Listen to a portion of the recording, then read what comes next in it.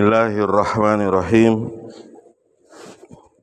Assalamualaikum warahmatullahi wabarakatuh. Alhamdulillah.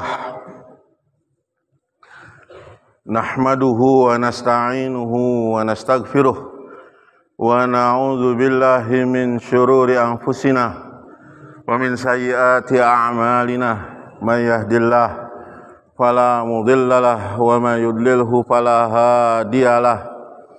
Asyhadu an la ilaha illallah wahdahu la syarikalah wa asyhadu anna Muhammadan abduhu wa rasuluh sallallahu alaihi wa sallama tasliman katsiran katsira. Amma ba'du. Qala Allah ta'ala ba'da a'udzu billahi minasyaitonir rajim. Wa man ahsanu qawlan mimman da'a ila Allah wa 'amila shalihan wa qala innani minal muslimin. Wa qala sayyiduna habibuna Rasulullah sallallahu alaihi wasallam, la yu'minu ahadukum hatta yakuna hawahu tab'an lima ji'tu bih, aw kama qala Rasulullah sallallahu alaihi wasallam. Ma'asyiral muslimin, saudara-saudaraku seiman seislam yang dimuliakan oleh Allah Subhanahu wa taala. Alhamdulillah kita bisa berkumpul dalam majlis yang sangat mulia ini.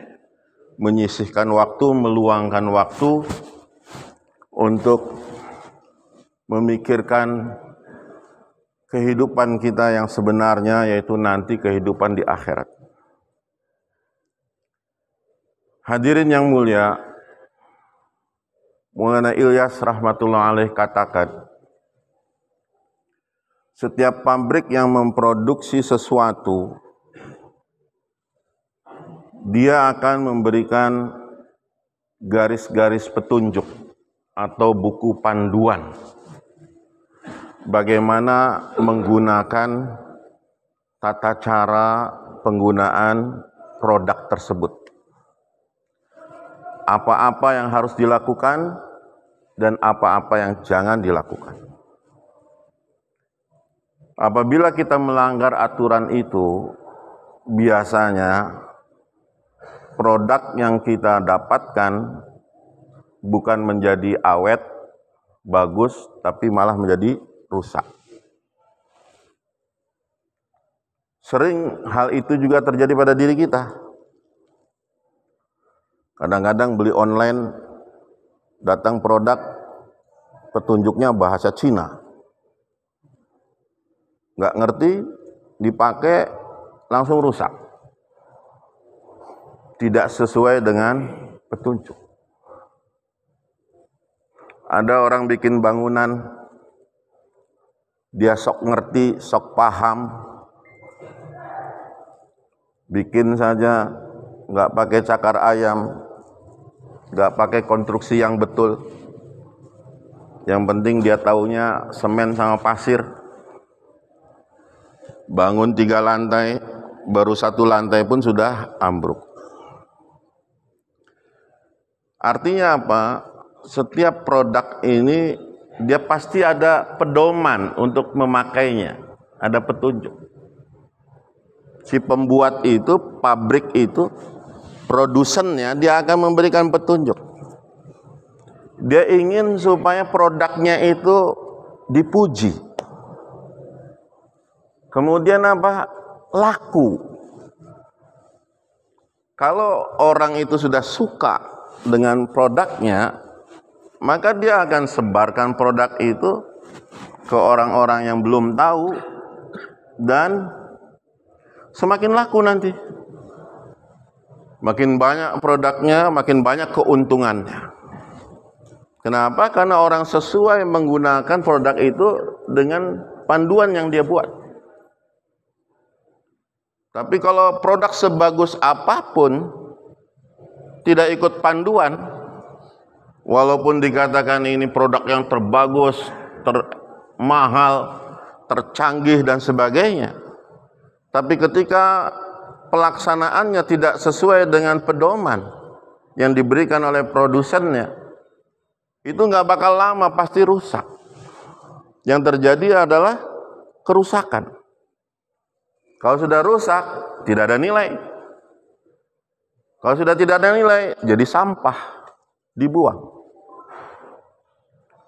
Begitu pula Allah Subhanahu wa Ta'ala yang memproduksi manusia, yang menciptakan manusia, zahir dan batinnya, jasad dan rohaninya, diciptakan oleh Allah Subhanahu wa Ta'ala sebagai produsen tunggal, tanpa bantuan siapapun. Allah ciptakan dengan kun fayakun, dengan kudratnya. Dan Allah Subhanahu wa Ta'ala yang paling mengetahui produk ini akan bagus bagaimana dan akan rusak bagaimana.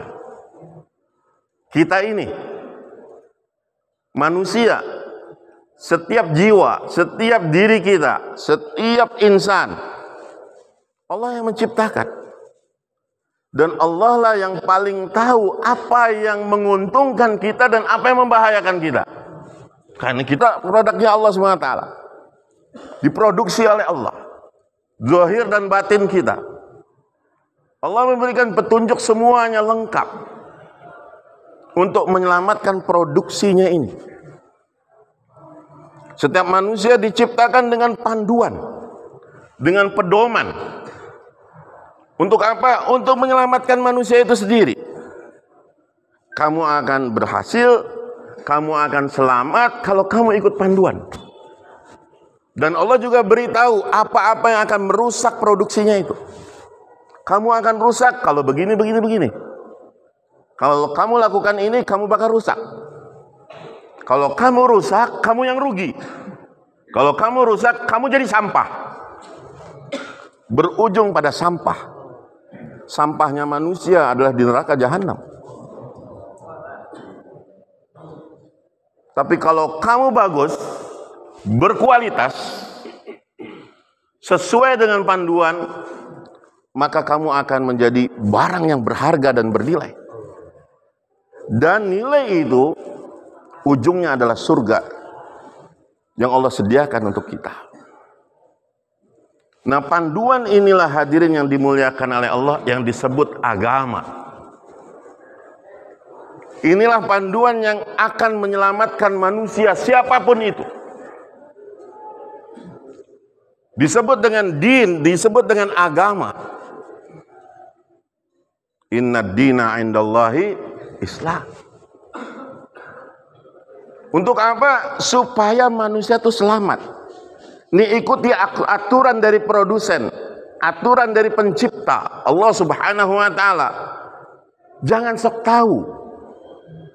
Jangan sok tahu. Mentang-mentang kamu punya diri, kamu punya jasad, kamu punya otak, tapi itu bukan milik kamu sebetulnya. Itu milik Allah Subhanahu wa Ta'ala. Karena Allah yang menciptakan. Allah yang Maha tahu mana yang bakal menyelamatkan kamu dan mana yang bakal merusak kamu. Ikuti itu, itulah din. Untuk memahamkan hal ini hadirin yang dimuliakan oleh Allah, tidak tanggung-tanggung Allah turunkan, Allah kirim orang-orang terbaik, insan-insan pilihan, yaitu para anbiya alaihimussalam. Dikirim oleh Allah, diutus oleh Allah Subhanahu wa Ta'ala. Untuk apa? Memasarkan din ini, memasarkan Islam ini, agama ini. Panduan ini, ayolah diikuti. Ini menyelamatkan kalian. Ayolah dituruti, ayolah ditaati. Ini menyelamatkan kalian. Kalau kalian tidak ikut, kalian akan celaka. Tidak ada pilihan lain. Kalian ikut, kalian akan bahagia. Kalian tidak ikut, kalian akan celaka.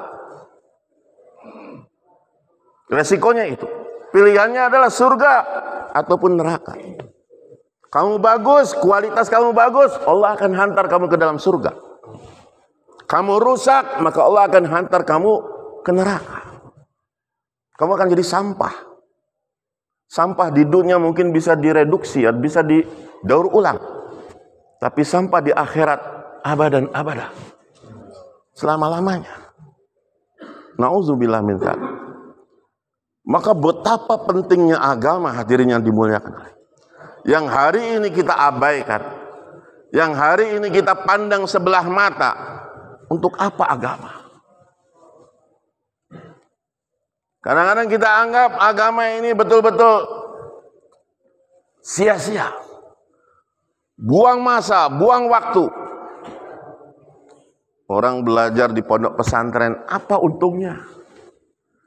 Paling jadi marbot, paling jadi imam.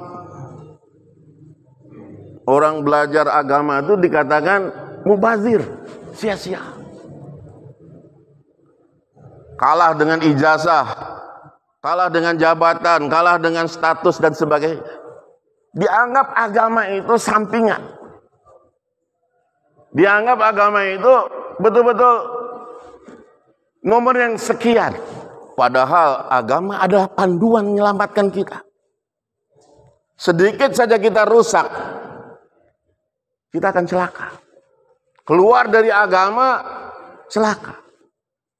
Tapi bila kita ikut kepada agama itu, betul-betul sempurna, maka Allah berikan kepada kita kebahagiaan yang sempurna. Hadirin yang dimuliakan oleh Allah, para anbiya itu menyampaikan perkara ini saja. Tidak ada maksud lain. Zahirnya Nabi Nuh alaihissalam adalah tukang kayu. Zahirnya Nabi Daud alaihissalam itu tukang besi. Zahirnya Nabi Isa alaihissalam itu tabib. Tapi hadirin, pada hakikatnya semua anbiya alaihissalam adalah utusan-utusan Allah untuk menyebarkan agama. Menyebarkan Islam. Bagaimana Islam menjadi keyakinan yang sempurna di dalam hati setiap insan, setiap manusia. Dalam diri mereka ada keyakinan, kalau saya taat kepada agama saya taat kepada Islam, saya taat kepada Allah dan Rasulnya, saya pasti bahagia, titik, sudah. Dan kalau saya keluar dari agama, saya tidak taat kepada agama, maka saya akan celaka apapun itu. Mau saya kaya raya, saya pejabat, saya pemerintah, saya penguasa, saya jenderal, saya siapapun, keluar dari agama, saya pasti celaka. Keyakinan orang, setiap muslim mesti ada seperti itu. Ini yang ditanamkan oleh para anbiya alaihissalam. Mereka menyebar dengan kehidupan manusia biasa. Tapi maksud mereka diutus adalah untuk menanamkan ini kepada kita. Keyakinan. Keyakinan dalam diri. Saya taat Allah, saya taat Rasul, saya pasti akan bahagia. Hadirin yang dimuliakan oleh Allah. Kata Maulana Ilyas, orang itu dia akan nyaman kalau apa yang dia miliki, apa yang dia inginkan itu tercapai. Dia akan merasa nyaman, dia akan merasa tentram, tenang kalau keinginannya itu tertunaikan. Orang kalau dia punya keinginan, saya pengen punya motor, maka dia berusaha menabung. Hari-hari dia menabung sampai dia punya motor, hatinya plong, hatinya puas. Orang datang ke Bandung, saya orang Cirebon datang ke Bandung, pengen merasakan mie kocok. Itu keliling-keliling belum ketemu, hati belum tenang. Sampai ke sholat belum kepikiran. Gitu.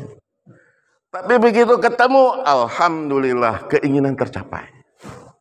Begitu manusia. Dia selalu ada keinginan-keinginan. Apalagi memang Allah SWT ciptakan demikian. Zuyyina linnas hubbus syahawat.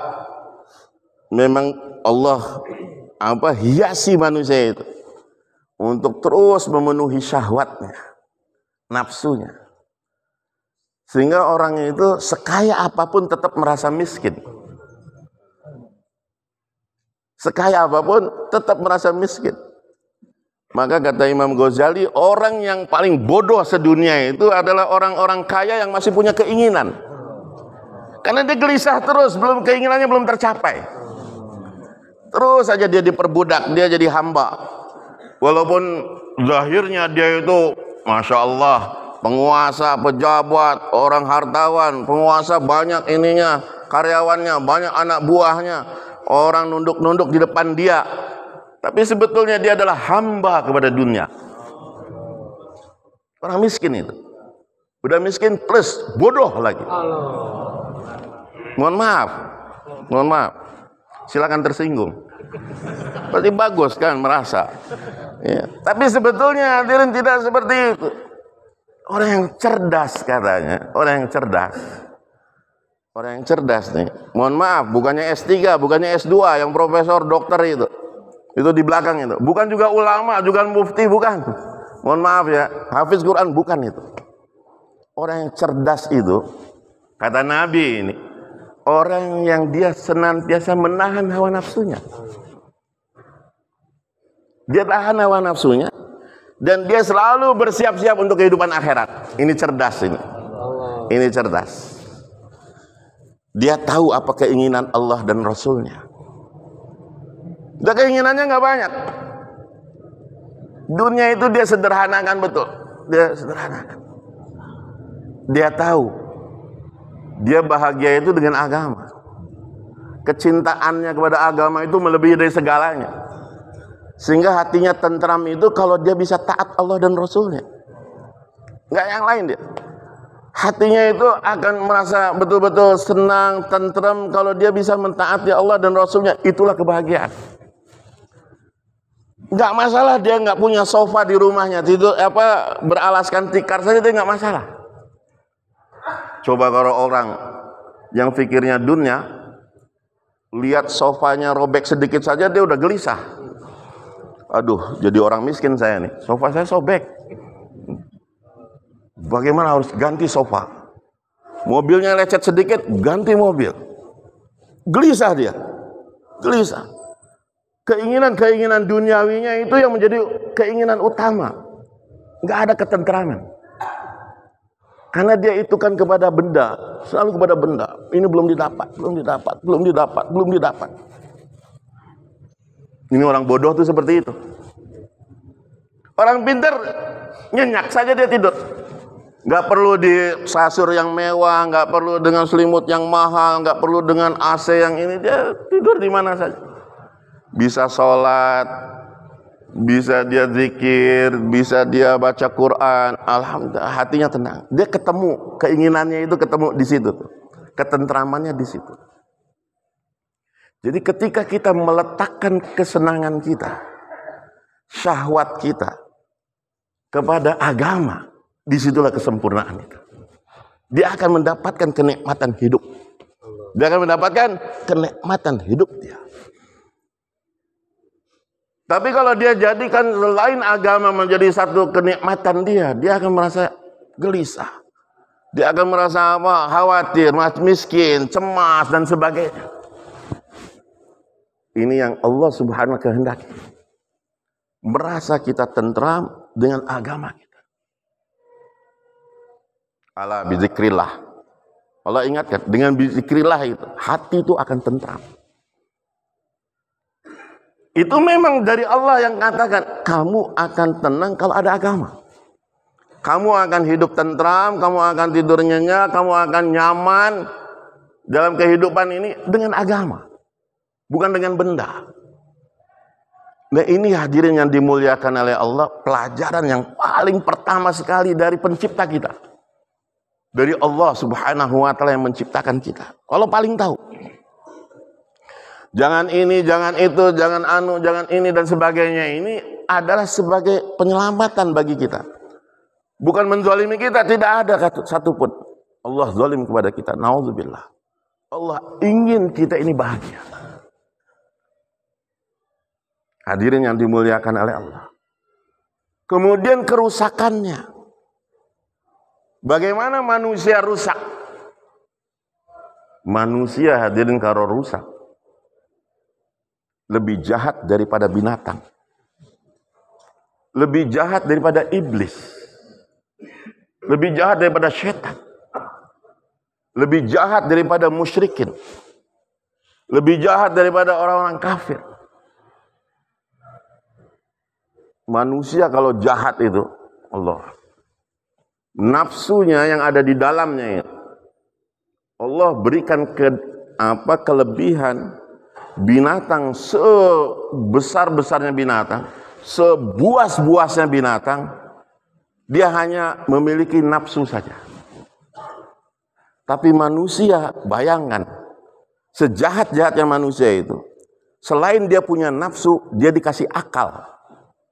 Akalnya itu untuk nakal. Akalnya itu untuk jahat. Dia bagaimana kebuasannya itu, ditambah dengan otak yang cerdas, diberikan akal oleh Allah, digunakan untuk melawan Allah, digunakan untuk menentang Allah, digunakan untuk menghancurkan sesama manusia, digunakan untuk merusak orang, merusak diri sendiri, merusak peradaban. Ini sebuas-buasnya hewan, mereka dengan nafsunya saja, nggak ada akal. Tapi manusia kalau sudah rusak, mereka gunakan akalnya itu untuk rusak, untuk merusak.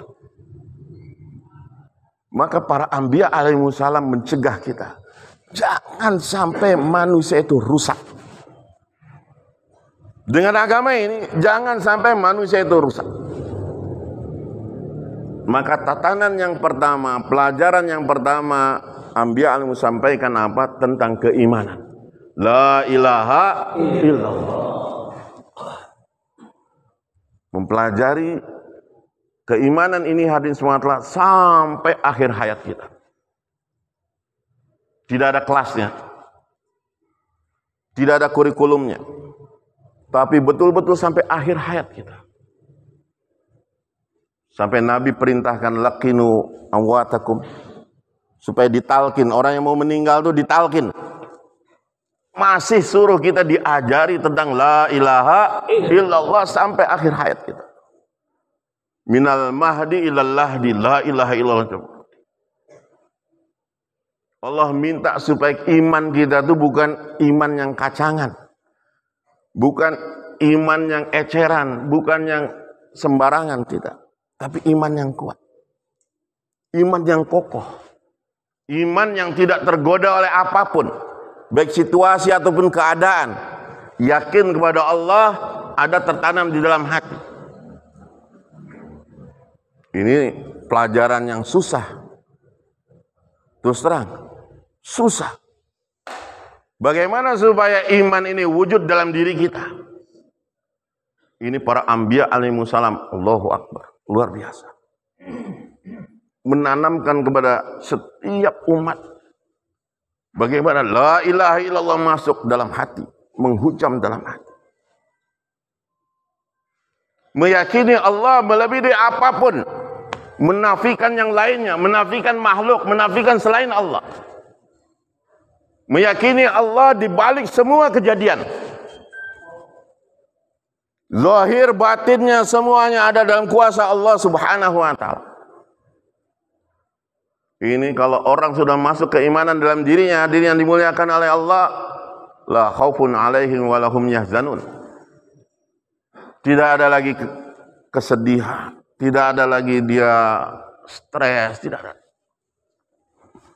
Dia yakin karena semua ini ada yang mengatur. Semua ini ada yang mengatur, semua itu ada takdirnya. Baik buruk ada takdirnya, manfaat mudarat ada takdirnya. Dia tahu dia diperintah hanya untuk ikhtiar, dia diperintah hanya untuk usaha, tapi dia tidak yakin sedikit pun dengan usahanya. Dia yakin hanya dengan khazanah Allah. Dia yakin hanya dengan khazanah Allah.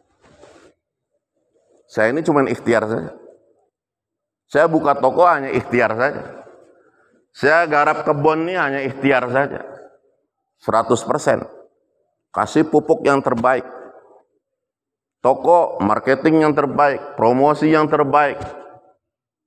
Tapi yakin rezeki bukan dari toko, rezeki bukan dari kebun, rezeki tetap dari Allah Subhanahu wa taala.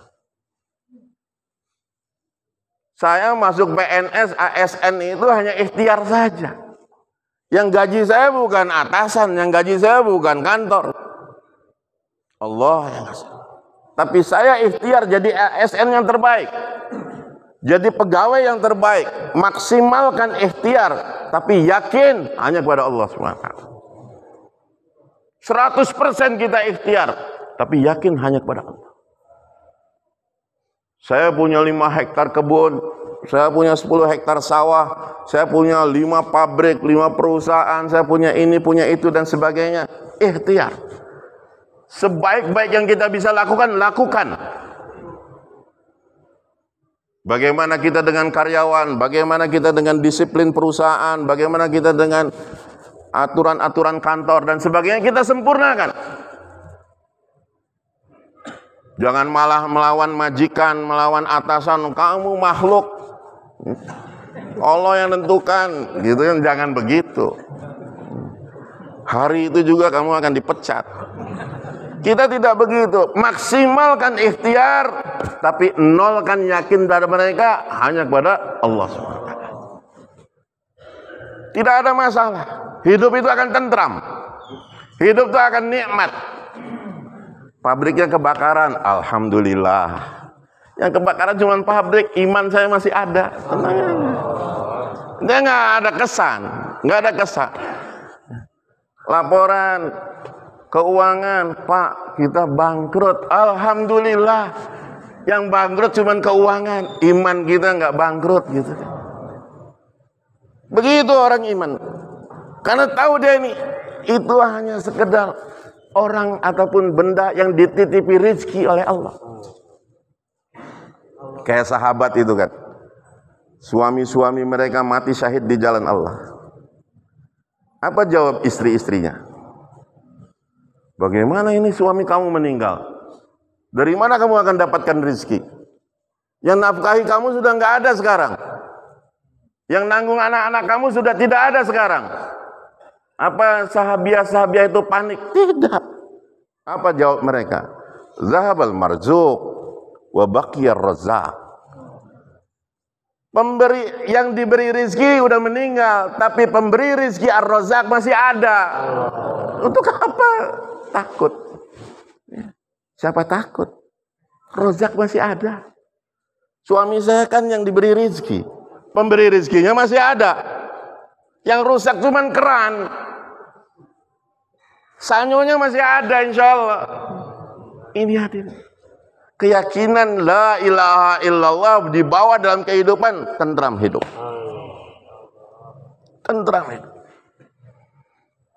Kadang-kadang orang itu kalau yang biasa udah lihat nolnya miliaran, ya, berkurang 1 nol saja udah jantungan dia. 01 1 ring, nolnya 2 kurang 2 ring. Insya Allah. Ini terpengaruh baru nolnya saja loh Pak. Tapi orang beriman tidak. Yang hilang tuh nol, ar-razzaq nggak hilang. Pemberi rezeki tidak hilang. Daiman abada, senantiasa ada. Dan Allah tidak terikat ngasih rezeki kamu melalui pabrik, harus melalui sawah. Enggak, Allah nggak mau didikte seperti itu. Apalagi rezekinya orang beriman. Rezekinya orang beriman itu apa? Min haitsu la yahtasib. Dari cara yang tidak disangka-sangka. Ini rezeki yang asli orang beriman itu seperti itu. Jadi dengan la ilaha illallah itu hidup akan tenang. Masalah-masalah yang datang, kita nggak akan stres, nggak akan panik, nggak akan ini. Sekarang orang ribut. Ustadz, sekarang ekonomi lagi merosot. Pedagang-pedagang pada panik. Terus gimana? Larinya pada ke dukun, Ustaz. Ya Allah ya Rahman. Itu bukan bangkrut tokonya, bangkrut iman itu. Kenapa? Ini keyakinan. Urusan rezeki, urusan ekonomi, urusan politik, keamanan, semuanya datang dari Allah. Allah yang mengatur. Allah yang memutuskan. Allah yang menentukan. Gimana nih Ustaz? Politik sekarang ini kacau balau, ini itu dan sebagainya. Yang mau nyalahin siapa? Mau nyalahin siapa? Kita tidak yakin dengan Allah, kita tidak yakin dengan agama kita sendiri, kita tidak yakin dengan amalan kita sendiri. Orang beriman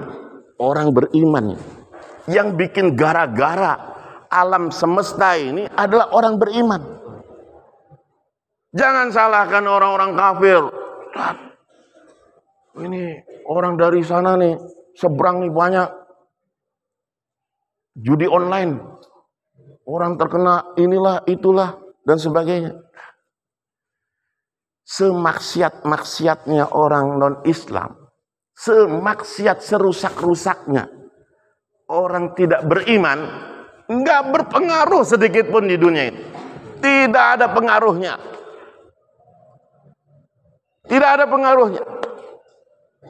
Misalkan nih hadirin, seluruh dunia nih yang banyak orang kafir, mereka berzina semua, membunuh semua, zalim semua, nggak ada pengaruh. Justru mereka berbuat seperti itu tuh gara-gara orang beriman. Gara-gara orang beriman. Allah itu memperhatikan orang beriman. Orang beriman itu bergeraknya saya diperhatikan oleh Allah. Dia ngomong apa diperhatikan oleh Allah. Dia lihat kemana diperhatikan oleh Allah. Dia minum apa, makan apa diperhatikan oleh Allah. Kebaikannya, keburukannya diperhatikan oleh Allah. Karena perbuatan orang beriman berpengaruh untuk seluruh alam. Berpengaruh ke seluruh alam. Tidak adanya orang beriman di muka bumi ini berarti nasib alam semesta ini sudah habis. Tidak adanya orang yang mengucapkan Allah, Allah, maka dunia ini sudah tidak layak lagi dipelihara oleh Allah. Itu kenapa? Makanya orang beriman adalah pasak bumi ini. Pasaknya. Kebaikan dia, keburukannya berpengaruh bagi alam semesta. Bahkan Nabi SAW pernah berkata kepada salah satu azwajul mutahharah, kalau kamu berbohong saja, berbohong, ludah kamu ludahkan ke lautan yang tadinya asin bisa bau busuk, gara-gara ludah yang dipakai untuk berbohong. Tidak sholatnya satu orang beriman, meninggalkan sholat, tarikus sholat, itu mengundang bala melebihi daripada tsunami, gempa, gunung meletus dan sebagainya. Aslinya begitu. Orang-orang yang bermaksiat kepada Allah, sedangkan di dalam dirinya ada la ilaha illallah, itu betul-betul pengaruhnya bagi alam semesta. Makanya sampai orang-orang beriman ini setiap saat, setiap waktu berlomba dalam kebaikan. Fastabiqul khairat, diminta oleh Allah. Karena kebaikan kita lah dunia ini kan baik. Hawa akan jadi bersih, tumbuh-tumbuhan akan menjadi bagus, tanaman akan jadi subur, penyakit-penyakit akan hilang. Dengan sebab apa? Anak. Dengan sebab perbuatan. Maksiat sedikit berpengaruh bagi alam semesta. Ini yang diyakini oleh para sahabat. Maka hadirin yang dimuliakan oleh Allah, masalah yang terbesar adalah apa? Kita ini sengaja dirampok, dicuri dari diri kita ini apa? Fikir dan risau kita akan agama. Dibiarkan kita beramal, silakan. Mau bikin pondok, ajukan aja ke lembaga-lembaga Yahudi, Nasrani itu, mereka bantu. Ngadakan acara ini, ngadakan acara itu, nggak jadi masalah. Mereka nggak takut. Yang mereka takut itu kalau orang beriman sudah risau akan agama. Ini risau akan agama. Orang beriman risau, orang beriman dia cemas, sedih, bagaimana ghamun Nabi, huznun Nabi, hammun Nabi datang pada diri dia. Orang ribut, orang Islam sekarang Ulama-ulama, Masya Allah, dari berbagai lembaga meributkan apa? Yang sepele-sepele. Ini bid'ah, ini tidak bid'ah, ini bid'ah. Ribut masalah hukum, ribut masalah ikhtilaf, ribut masalah ini. Tapi risau agama dicabut. Kamu silakan ribut. Tapi risau agama, risau hidayah, risau tentang umat ini dicabut sengaja. Jangan kamu peduli sama agama. Ini yang bahaya. Dicabutnya kerisauan kita. Kadang-kadang kita didina bobokan. Justru dengan dunia kita ini didina bobokan kita. Yang penting saya sudah haji, yang penting saya sudah sholat, yang penting saya sudah berjamaah, saya sudah zakat. Oh, dia senang. Kalau Ramadan itu orang ngumpul di rumahnya itu, antri zakat dia. Dia merasa senang. Saya sudah membantu umat. Risau Nabi tidak seperti itu. Husnul Nabi tidak seperti itu. Sunnah Nabi yang paling luar biasa itu, di antara semua sunnah itu adalah apa? Risau umat. Ini sunnah. Bagaimana semua umat ini bisa selamat masuk ke dalam surga dan selamat dari api neraka? Ini risau Nabi. Enggak pernah berhenti. Daimal huzn. Senantiasa ada, senantiasa ada. Tangisan Nabi SAW. Zahirnya Nabi tersenyum. Zahirnya Nabi ceria. Tapi dalam batin Nabi SAW enggak pernah tenang. Gelisah terus, gelisah terus. Ini yang dicuri dari kita. Kamu bagus jadi petani, lanjutkan, sibukkan dalam pertanian. Kamu bagus jadi PNS, sibukkan kamu jadi PNS. Kamu bagus jadi polisi, jadi tentara, sibukkan kamu. Kamu jadi pedagang, sibukkan itu. Itu ibadah, itu Masya Allah. Nanti kamu manfaat hartanya banyak. Orang-orang miskin bisa kamu biayai, kamu bisa tolong yatim piatu, janda-janda miskin, apalagi yang muda bisa kamu bantu. Merasa sudah selesai. Tapi risau bagaimana ini agama bisa hidup sempurna. Nah, ini dihilangkan. Udah, gak usah ngurus orang yang gak sholat. Capek kamu. Yang penting kamu udah sholat, keluarga kamu udah sholat. Enggak sholat udah antep, biarkan. Ini fikirnya dicuri, fikirnya dirampok dia. Dia nggak terasa bahwa itu yang paling berharga dalam diri Nabi SAW. Fikir, kerisauan, tangisan. Allah. Dalam riwayat disebutkan Nabi SAW itu 18 kali dia menangis. Setiap harinya 18 kesempatan Nabi akan menangis berjam-jam. Adzan dulu. Mangga.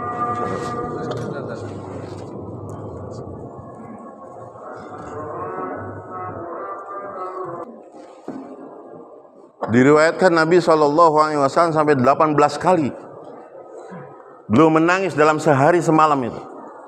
Menangisi apa? Menangisi umat, bukan menangisi istrinya. Bukan menangisi Fatimah yang kelaparan, cucu-cucunya Hasan dan Husain yang kelaparan, tidak. Menangisi umat. Menangisi umat. Ini yang hilang dari kita. Padahal kekuatan fikir hadirin, kekuatan risau ini dapat menghancurkan kebatilan. Dapat menghancurkan kebatilan. Cuman yang justru yang hebat inilah sengaja dirusak. Dirusak fikirnya umat Islam.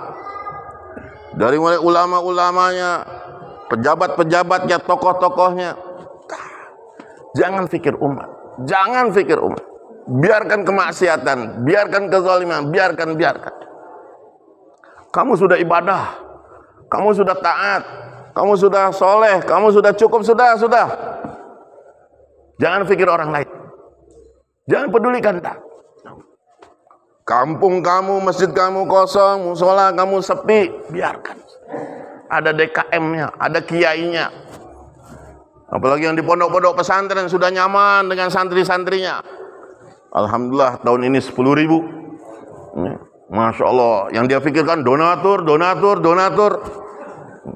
Ingat. Fikir yang dicuri ini, fikir yang dicuri, yang dihilangkan. Jangan sampai fikir umat. Biarkan umat rusak. Padahal fikir ini, risau ini, belum lagi gerak sudah ada kekuatan. Fikir ini melebihi kekuatan kuantitas, kekuatan jumlah. Apa yang hebat dari sahabat itu ada? Mereka selalu dalam minoritas. Peperangan apapun, pertempuran apapun, mereka minoritas, jumlah yang sedikit. Tapi karena mereka dengan keyakinan kepada Allah, mereka menghadapi musuh itu bukan sebagai musuh, tidak. Bukan sebagai musuh. Tapi bagaimana supaya ini umat ini selamat. Walaupun dia musuh, bagaimana dapat hidayah supaya mereka masuk ke dalam surganya Allah. Seperti itu. Maka lihat coba ketika Umar bin Khattab diputus untuk membunuh Nabi Sallallahu Alaihi Wasallam. Malam itu Umar sibuk sedang mengasah pedangnya, tapi Nabi sedang sibuk mengasah doa. Justru untuk Umar. Justru untuk Umar. Ini berperang nih berdua nih. Yang satu ingin membunuh Nabi, Umar ini mau membunuh Nabi, dia sibuk mengasah pedangnya. Besok saya akan membunuh Nabi Muhammad ini, akan saya bunuh, saya akan penggal kepalanya.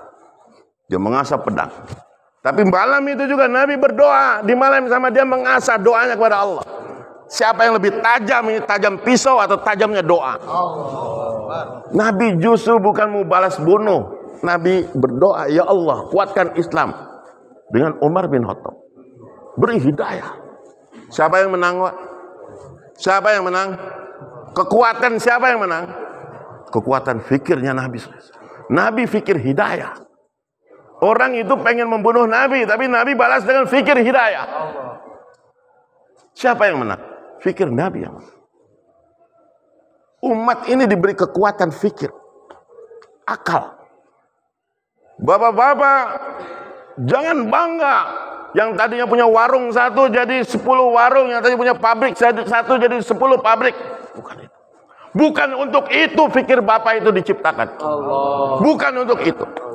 Yang punya tanah tadinya 1 hektar jadi 15 hektar, jangan bangga dengan itu. Bukan untuk itu fikir Bapak diciptakan. Allah yang menciptakan fikir Bapak itu. Sesungguhnya untuk fikir umat itu. Bagaimana umat ini dibawa ke dalam surga, selamat dari neraka. Itu fikir kita. Sahabat meresap. Fikir ini meresap pada diri sahabat. Setiap mereka itu berpikir seperti Nabi. Risaunya risau Nabi. Gommanya gommun Nabi. Hammunnya hammun Nabi. Husnunya husnun Nabi. Buka mereka. Tangisan mereka bukaun Nabi. Laki-lakinya, perempuannya. Semuanya seperti Nabi. Sampai Maulana Yusuf rahmatullah alaih katakan dalam bayatnya Maulana Ahmad Bahalpuri, beliau katakan, apa kalian merasa menyangka bahwa para sahabat itu mereka betah tinggal di Madinah, mereka betah tinggal di tanah Arab? Kita berdoa pengen mati di sana, tapi setiap safar haji pasti doanya supaya kembali lagi selamat. Orang pada pengen mati di sana. Mulai Yusuf katakan, apa kalian sangka sahabat itu betah, tentram, nyaman tinggal di Madinah itu?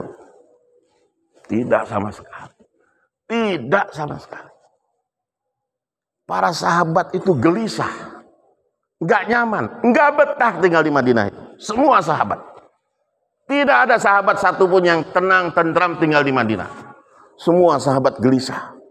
Semua istri-istri sahabat gelisah. Anak-anak sahabat gelisah. Kapan itu terjadi? Ketika Nabi di khutbatul wada, di khutbah Arafah, Nabi SAW dengan khutbahnya beliau yang masyhur, kita sudah tahu semua. Apa ujungnya dari khutbah itu? Fal yuballigh syahidukumul ghaib. Padahal ketika itu orang Mekah hadir semua, orang Madinah hadir semua. Satu-satunya Nabi haji. Belum pernah mereka lihat Nabi haji. Kesempatan besar mereka haji bersama Nabi. Berbondong-bondong orang dari mana-mana penjuru tanah Arab ingin haji bersama Nabi. Wal hajju Arafah, dan haji itu di Arafah. Mereka ada yang gabung di Mina, mereka ada yang gabung di sini, gabung di sana dan sebagainya. Kumpul semua di mana? Di Arafah. Laki, tua, muda, perempuan, kaya, miskin, pengusaha, petani, pedagang, semuanya kumpul di Arafah. Itu yang disebut sahabat. Mereka itu di jumlah kata alim ulama 124.000 semua. Sahabat Nabi.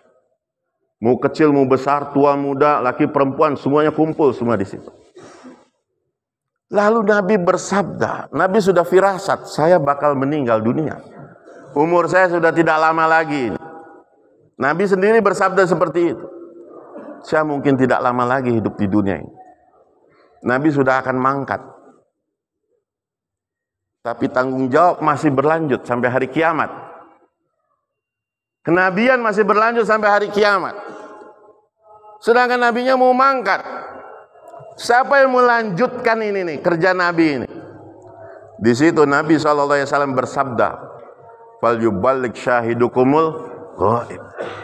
Yang hadir, yang 124.000 ini nih, yang laki perempuan, penduduk mana saja, yang hadir tua mudanya, semuanya ini. Fal yuballigh, hendaklah kalian sampaikan semua kepada yang gaib, yang tidak hadir. Yang hadir, sampaikan yang kepada yang tidak hadir. Sahabat paham. Orang Madinah sudah hadir semua. Orang Mekah sudah hadir semua. Orang Taif sudah hadir semua. Semua masyarakat Arab sudah hadir semua. Sahabat sudah ada semua. Siapa yang belum hadir?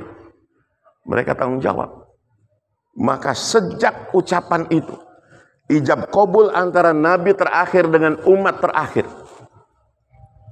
Kemudian Nabi bersabda, Allahumma syahad, Allahumma syahad.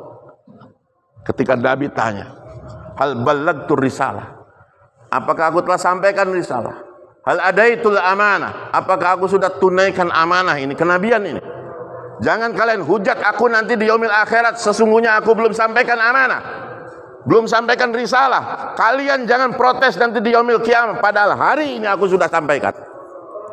Maka kata sahabat, bala ya Rasulullah, engkau sudah adaital amanah, balagtar risalah, engkau sudah sampaikan semua, sudah sempurna.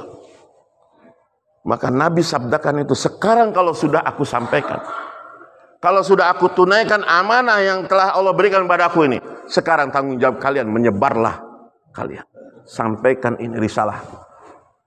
Sejak saat itu hadir, kata Maulana Yusuf, tidak ada satu sahabat pun yang tenang makan, tenang tidur, tenang makan, tenang minum. Tidak ada. Semua hati mereka gelisah. Kapan kita akan tunaikan Nabi? Nabi ingin menyampaikan kepada yang tidak hadir. Istri-istri mereka berkata kepada suami-suaminya, ayolah bi, kapan kita akan tunaikan amanah Nabi? Ayo bi, bergerak, kapan kita akan tunaikan amanah Nabi? Mereka semua, anak-anak mereka memegang tangan dan kaki bapak-bapak mereka. Abi, kapan ayo kita bergerak tunaikan amanah Nabi? Nabi, Abi, kapan kita tunaikan amanah Nabi? Bergerak kepada orang yang tidak hadir ketika itu. Maknanya keluar dari Mekah, keluar dari Madinah. Berbondong-bondong sahabat pergi keluar daripada Mekah dan Madinah. Buktinya apa? Dari 124.000 itu, hanya 10.000 yang tertinggal di Madinah. Hanya 10.000. Tidak ada 10%. Karena mereka gelisah. Ada husnul Nabi. Ada kerisauan Nabi. Saya ini umat Nabi. Saya harus sampaikan ini amanah. Saya diamanahi oleh Nabi. Saya penerusnya. Semua mereka nggak peduli lagi dengan kebun yang mereka miliki, toko yang mereka miliki. Semua mereka tidak peduli rumah apa semua. Ayolah kita pergi tunaikan saja. Kita pergi kemana? Sampaikan kepada yang tidak hadir. Yang tertinggal tuh hanya yang uzur-uzur. Yang meninggal tuh yang sakit-sakit saja. Tapi yang sehat, mereka semua, Masya Allah. Hati mereka ini seolah-olah pecah. Ingin menunaikan amanah Nabi. Maka dibuktikan apa? Kata Maulana Yusuf rahmatullah, lihat negeri-negeri yang didatangi oleh sahabat. Negeri-negeri yang didatangi oleh sahabat berbeda. Semua negeri-negeri itu mereka awet dalam keislaman. Mereka menjadi negeri-negeri Arab. Padahal dulunya mereka bukan negeri Arab. Mesir, Syria, Damaskus, Libya, semuanya itu bukan negeri Arab. Tapi didatangi oleh sahabat. Sahabat bukan mau menjajah, bukan mau menguasai negara, bukan mau menjadikan mereka budak. Tidak, sahabat hanya mereka datang itu mau menunaikan amanah Nabi. Ayolah jadi saudaraku. Ucapkan kalimat la ilaha illallah Muhammad, kamu akan jadi saudara. Kita akan bersaudara. Bukan menjajah, bukan menguasai negeri. Makanya negeri-negeri yang didatangi oleh sahabat awet sampai detik ini masih Islam. Tapi coba lihat negeri-negeri yang didatangi oleh pasukan Islam. Jauh setelah zaman sahabat. Mereka datang ke Eropa, Spanyol, berapa ratus tahun. Mereka datang ke India, berapa ratus tahun. Mereka datang ke Filipina, mereka datang ke Nusantara juga, berapa ratus tahun. Akhirnya apa? Banyak yang berbalik. Jadi murtad lagi. Spanyol jadi murtad lagi. India jadi murtad lagi. Karena niatnya lain, berbeda. Bukan menunaikan Nabi, malah mau menjajah. Malah mau menguasai negara. Tidak. Nabi sampaikan hanya untuk menyampaikan amanah Nabi. Krison. Makanya Maulana Ilyas rahmatullah alaih dan Maulana Yusuf, ketika negeri India itu dijajah betul-betul oleh Inggris, ulama-ulama dibantai, mereka semua menyerukan angkat senjata untuk melawan Inggris. Apa yang dilakukan Maulana Ilyas, Maulana Yusuf ketika itu? Doa atas hidayah. Malah kata Maulana Ilyas, mereka Inggris itu sudah datang ke sini tanpa membawa agama. Ayo kita pikir bagaimana mereka bisa pulang ke Inggris bawa agama. Bayangan fikirnya dai, fikirnya Nabi seperti itu. Umar bin Khattab radhiyallahu anhu satu ketika mendengar ada satu orang telah murtad. Satu orang sudah murtad dari Islam. Begitu khawatirnya Umar. Begitu sedihnya Umar. Sampai Umar mengutus satu orang. Pergi kamu ke sana. Bujuk orang itu. Supaya dia masuk ke dalam Islam lagi. Diutusnya orang itu. Berapa lama perjalanan? 6 bulan perjalanan. 6 bulan perjalanan. Sampai jumpa kepada orang itu. Sampai jumpa kepada orang itu. Dibujuknya orang itu. Kenapa kamu murtad dari Islam? Ayolah masuk ke dalam Islam. Apa jawab orang itu? Tidak. Saya tidak mau masuk Islam. Saya mau masuk Islam dengan 2 syarat. Pertama, saya nikah dengan anaknya Umar. Yang kedua, saya jadi Amirul Mukminin, khalifah. Umar turun tahta, saya yang jadi Amirul Mukminin. Oh, kalau itu semua saya nggak bisa jawab kata utusannya. Saya harus tanya kepada Umar. Karena itu semua wewenangnya Umar. Anaknya dan juga jabatannya Umar. Maka dia pulang lagi menemui Umar. Berapa lama? 6 bulan lagi. Datang ke jumpa Umar. Lapor kepada Umar, wahai Umar, dia nggak bersedia masuk lagi Islam. Dia mau masuk Islam dengan 2 syarat. Apa syaratnya? Syaratnya adalah engkau nikahkan anak putrimu kepada dia. Dan engkau turun jabatan, dia yang jadi khalifah. Terus kamu jawab apa? Kami tidak berani jawab karena itu wewenang engkau. Langsung Umar marah. Kenapa engkau tidak jawab iya saja? Apakah jabatanku dan anakku lebih berharga daripada Islamnya dia? Kenapa kamu tidak iyakan saja? Di mana fikir kamu kepada hidayah? Kenapa kamu biarkan dia? Apalah saya ini, anak saya, jabatan saya tidak ada nilainya dengan nilai hidayah yang dia punya. Langsung Umar katakan, pergi lagi ke sana, katakan iya apapun yang dia mau. Lihat aja. Pikir, risau. Seorang pejabat, seorang penguasa. Dia tidak merasa dirinya berharga. Hidayah lebih berharga. Dia balik lagi berapa lama? 6 bulan lagi. Begitu datang ke sana, ternyata orang itu sudah meninggal dalam keadaan murtad. Dia lapor ke Umar. Umar sedih. Umar sedih, menangis. Ya Allah, seorang hambamu pergi ke neraka. Sedih. Risau ini hati, dahsyat. Ketika kerisauan digunakan untuk hidayah, maka kebatilan apapun bisa hancur. Belum lagi bergerak. Walaupun orang yang berpikir itu hanya sedikit, 2-3 orang, dia berpikir atas hidayah, maka Allah SWT akan berikan kekuatan. Allah akan rubah. Memangnya Inggris meninggalkan India karena apa? Perlawanan? Tidak. Doa-doanya Maulana Ilyas, doa-doanya Maulana Yusuf untuk selamatkan. Apa yang membuat mereka pergi?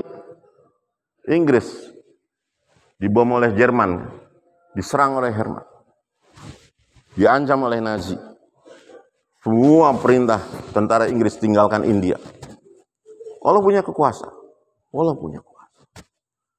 Di kekuatan ini hadirin, fikir inilah yang telah hilang dari diri kita. Ulama-ulama dan sebagainya. Bagaimana Maulana Ilyas memulai usaha ini? Kembalikan fikir, kembalikan risau. Ada kenyamanan ketika agama itu sempurna. Ada kenyamanan ketika orang itu bisa taat kepada Allah. Menghindari segala kehancuran-kehancuran dengan risau kita, dengan fikir kita.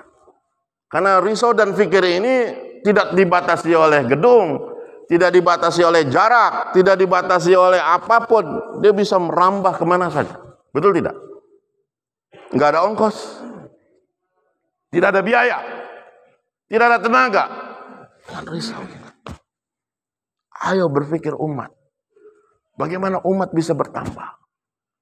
Kalau kita melihat jamaah kita di kampung kita saja, di masjid-masjid kita, yang sholat subuh, sholat maghribnya masih 1 shop, 2 shop, ini berapa orang dan sebagainya.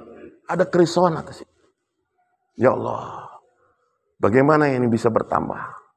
Bagaimana bisa masjid saya ini makmur? Musola saya makmur. Gak nyaman makan, gak nyaman tidur, gak nyaman ini. Bagaimana nih? Insya Allah Allah akan hancurkan kebatilan. Allah rubah hati-hati manusia itu akan mudah tunduk dan taat. Siapa yang merubah? Allah SWT. Allah yang memiliki hati-hati manusia. Di zaman Utsman radhiyallahu anhu, wilayah Syam, Damaskus, Dimashq itu terjadi kerusakan. Orang banyak jauh dari agama, mulai bermaksiat, mabuk-mabukan dan sebagainya. Utsman risau. Dipanggilnya Abu Darda. Abu Darda datang. Abu Darda sudah katakan, wahai Utsman, Amirul Mukminin, engkau menangis pasti karena ahwal, karena keadaan orang-orang Dimashq. Ya. Bagaimana engkau tahu? Pikir kita sama, risau kita sama. Bagaimana kita akan membasmi kebatilan di sana? Apa kita perlu pasukan untuk menangkapi orang-orang yang pemabuk, pejudi, penjina itu? Tidak, Pak. Tidak. Tidak ada obat. Selain kita pergi ke sana, sampaikan kepada mereka agama lagi. Ingatkan mereka, bawa mereka, bujuk mereka, rayu mereka untuk taat pada Allah. Berapa orang yang harus aku kirim? Wahai Abu Darda, cukup aku sendiri, wahai. Aku sendiri, wahai Utsman. Abu Darda pergi sendiri ke Damaskus. Di sana suasana orang mabok, orang tinggalkan sholat, orang sudah lupa kepada Allah Subhanahu wa Ta'ala. Apa yang dilakukan oleh Abu Darda? Malam dia menangis, dia merayu Allah. Dia merayu Allah. Ya Allah, ya Rahman, saya lemah, saya dhaif, saya manusia biasa, ya Allah. Ya Allah, saya tidak mampu apapun. Siapa yang menggerakkan mereka ini semua hanya Engkau, ya Allah. Engkau pemilik hati-hati mereka. Kau yang menguasai hati-hati mereka, ya Allah. Ya Allah, berilah kekuatan dalam lisanku, ya Allah. Berilah kekuatan pada lisanku, ya Allah.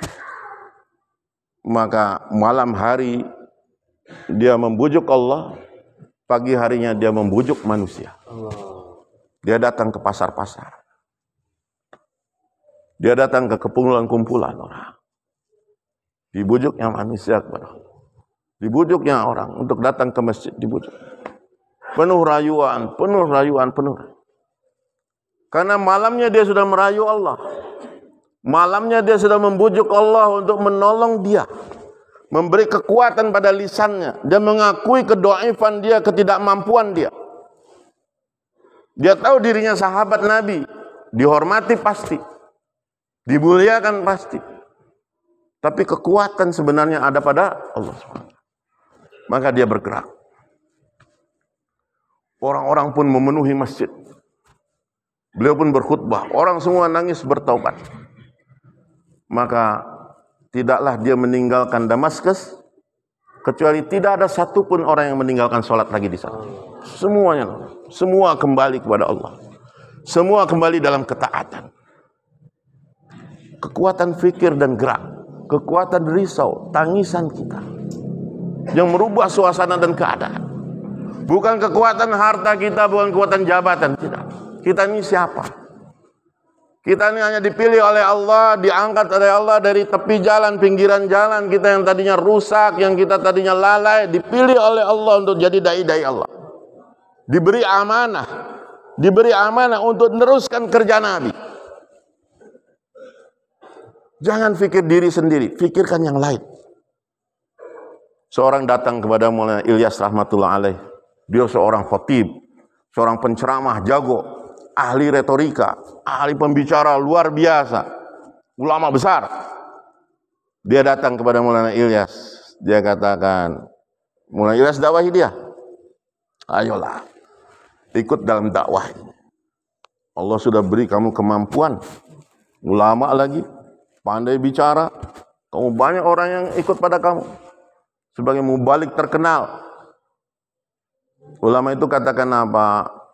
Hadrat, wahai Maulana, kalau dulu iya. Saya masih sehat, saya masih kuat, saya masih bicara lantang, berapi-api. 4 jam, 5 jam saya berceramah, masih kuat.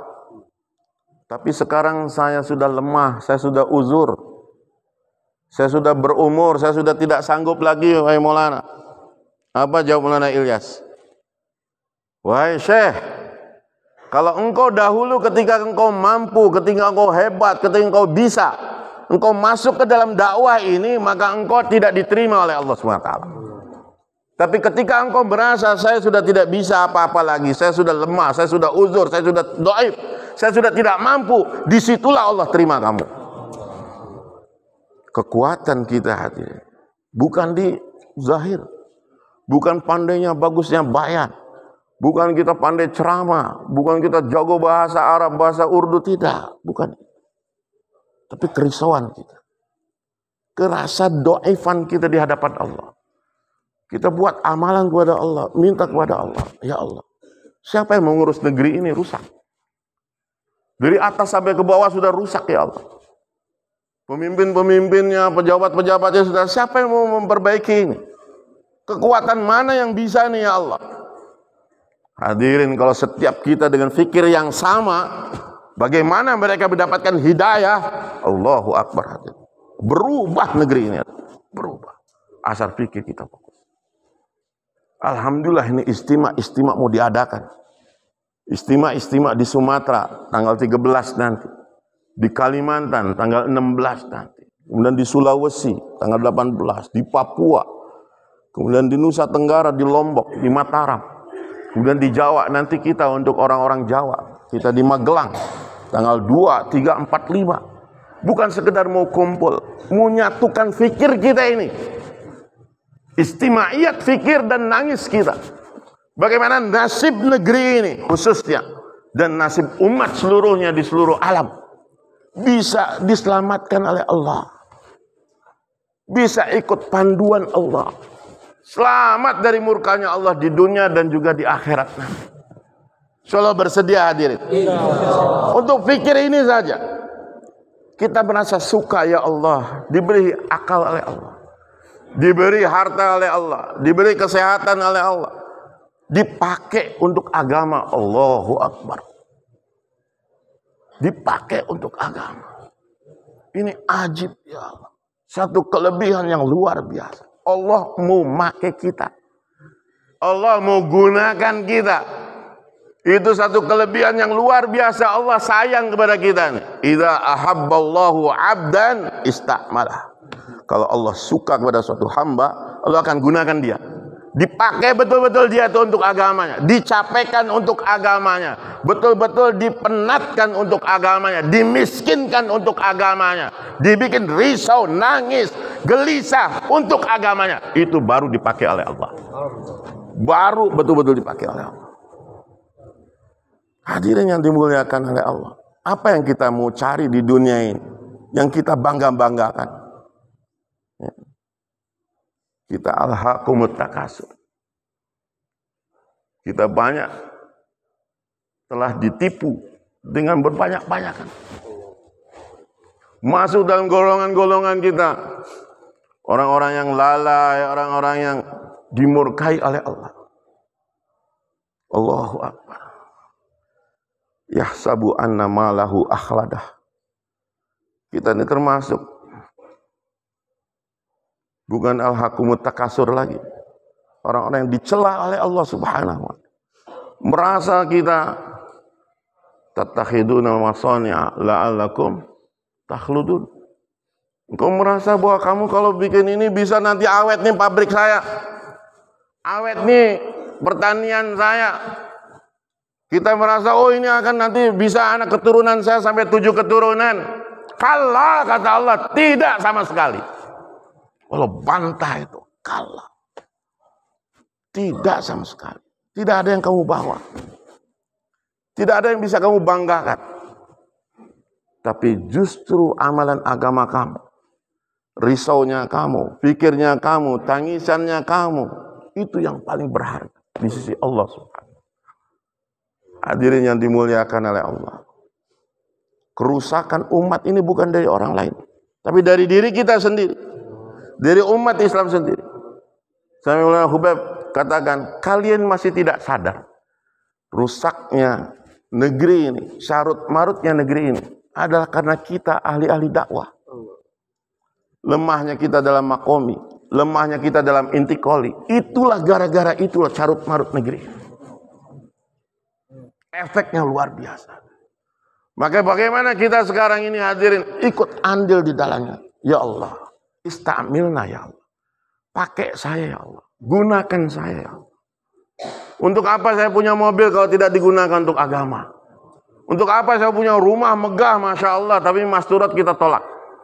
Untuk apa ya Allah? Untuk tidak digunakan untuk agama, untuk apa? Semua ini hadirin yang dimuliakan oleh baru akan kita sadari ketika apa? Yaumul akhirat. Baru kita akan tersadar. Ya Allah. Betul ini, betul itu, betul ini, betul itu. Tipuan-tipuan yang kata kita katakan bohong, kata kita ini dusta, ternyata nyata nanti di akhirat. Maka hadirin yang dimuliakan oleh Allah, kesempatan besar. Kesempatan besar. Dengan istimewa-istimewa yang ada ini. Kita ikut andil di dalamnya. Ada fikir kita ke arah sana. Bagaimana negeri ini, bagaimana seluruh umat ini bisa selamat. Walaupun kita hanya 1 langkah, 2 langkah hadirin yang dimuliakan oleh Allah. Itu sudah bisa merubah negeri. Dengan niatan kita yang kuat. Dengan niatan kita dipakai, minta dipakai. Uang kita dipakai, harta kita dipakai. Kalau bapak-bapak baca fadilah sedekah. Ya. Untuk apa Allah berikan harta? Untuk apa Allah berikan kekayaan? Hanya titipan. Untuk diberikan, untuk digunakan. Sampai dalilnya, mana ada dalilnya boleh menyimpan uang lebih dari 1 tahun? Di mana dalilnya kita boleh kita menyimpan uang lebih daripada 1 tahun? Ada tidak? Tidak. Banyak sahabat kaya raya. Abdurrahman bin Auf, Abu Darda, Utsman bin Affan, itu Suhaib Ar-Rumi, itu semua orang kaya raya. Anas bin Malik kaya raya. Kaya raya betul-betul. Tapi apa mereka kena nisab zakat? Banyak yang tidak kena nisab zakat. Karena sebelum setahun harta mereka sudah habis. Belum setahun, belum sampai nisab, harta mereka habiskan. Harta mereka habiskan. Banyak orang. Hidup mereka sederhana. Menyederhanakan keinginan. Nah, tadi orang cerdas tadi. Menyederhanakan. Mereka nggak mau dibilang orang bodoh. Ditipu dengan angan-angan. Mereka habiskan. Senang. Hartanya digunakan untuk agama itu mereka senang. Ini harta saya. Ini diri saya. Ini rumah saya. Ini mobil saya. Digunakan untuk agama. Terlibat. Untuk apa? Supaya kita sadar bahwa kita ini berharga di sisi Allah SWT. Bukan dengan harta kita, bukan jabatan kita, tapi diri kita ini digunakan dalam agama, tekan hawa nafsu kita. Disitulah kita orang yang cerdas. Disitulah kita orang yang sukses. Disitulah kita produksi yang bernilai. Kenapa orang-orang yang jalan kaki itu bukan untuk orang miskin? Jamaah-jamaah jalan kaki dikeluarkan bukan orang yang kekurangan uang. Awas jangan salah paham, dibentuk jamaah jalan kaki karena tafakutnya pas-pasan. Ya Allah ya Rahman. Bukan itu. Justru yang dikehendaki nih orang-orang jalan kaki nih orang-orang miliarder, konglomerat, kaya raya yang biasa dihikmat, yang biasa orang dilayani, nih supaya jalan kaki betul-betul, supaya mereka terasa bagaimana uang mereka tidak berharga. Bener, jalan kaki sana, yang nggak ada warung, nggak ada toko, nggak ada apa, uang ada, tapi nggak bisa beli. Apalagi bawahnya cuma kartu ATM, ya. Nggak ada mesin ATM. Coba lihat orang-orang jamaah-jamaah yang di Pakistan itu. Saya sendiri pernah jalan kaki dari Jang, 6 bulan jalan kaki. Ya. Hampir kurang lebih kita 3 minggu tidak ketemu manusia, nggak ketemu orang. Warung saja tidak, orang apalagi. Orang aja tidak, apalagi warung. Uang ada, nggak bisa beli apapun. Yang ngaku punya uang, yang ngaku punya jabatan, yang punya jalan kaki terus. Ketemui umat, jumpa umat, lihat. Nangis untuk umat. Merasa dengan kekayaan kita ini tidak ada apa-apanya. Itu lihat. Kuasa Allah subhanahu wa ta'ala. Bergantung pada kuasa. Masuk ke gunung-gunung, masuk ke hutan-hutan. Ya. Gak ketemu manusia, gak ketemu penduduk, gak ketemu siapapun. Masya Allah. Bermalam di atas bebatuan. Seperti itu. Justru ke negeri-negeri jauh, pergi ke Eropa, pergi ke Amerika, orang-orang miskin. Yang kaya-kaya disuruh jalan kaki, yang miskin-miskin suruh jalan-jalan di Eropa sana. Pergi ke Amerika, pergi ke Australia. Dari mana uangnya? Nangis kamu pada Allah. Belajar nangis pada Allah. Itu orang-orang. Disuruhnya kita seperti itu. Membina keyakinan, membentuk keyakinan kita kepada Allah SWT. Belajar melalui sholat-sholat kita menarik khazanah Allah Subhanahu wa ta'ala. Selesai masalah dengan sholat-sholat kita, dengan amalan-amalan kita. Insyaallah semua bersedia hadirin. Maka kita pergi, alhamdulillah kita masih ada waktu sekarang ini. Ya. Kita di Magelang 2 3 4 Agustus. Ya, kita terlibat. Pastikan nama kita ada di sana. Pastikan nama kita dalam jamaah yang akan keluar di jalan Allah Subhanahu wa ta'ala. Boleh dari sekarang, Pak. Silakan. 4 bulan di jalan Allah. Allahu Akbar. Silakan. Niat. Allahumma salli wa sallim ala sayyidina habibina syafi'ina wa duhlina maulana Muhammad salli wa radiyallahu anhu sadatina sabi rasulullah ajma'in. Allahumma ighfir warham wa anta khairur rahimin. Rabbana zalamna anfusana wa illam taghfir lana wa tarhamna lanakunanna minal khasirin. Rabbighfir warham wa anta khairur rahimin. Rabbana atina fid dunya hasanah wa fil akhirati hasanah wa qina adzabannar. Sallallahu ala khairi khalqi Muhammadin wa ala alihi wa sahbihi ajmain.